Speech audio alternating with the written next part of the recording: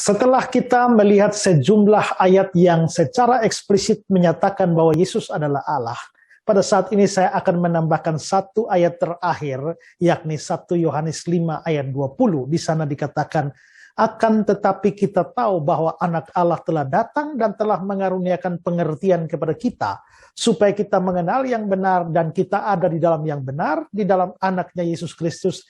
Dia adalah Allah yang benar dan hidup yang kekal.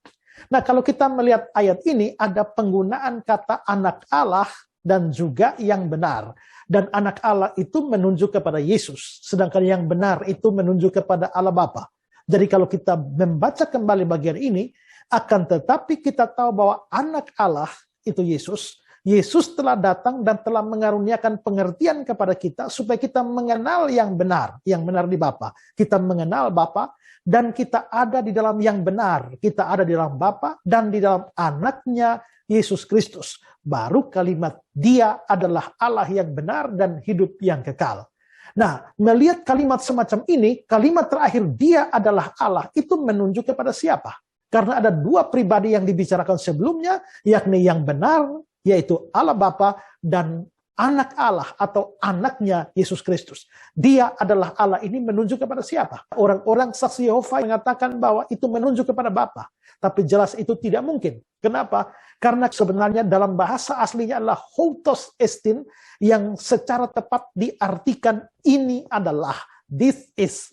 Maka kita bisa melihat itu dalam terjemahan RSV. This is the true God. Ini adalah Allah yang benar.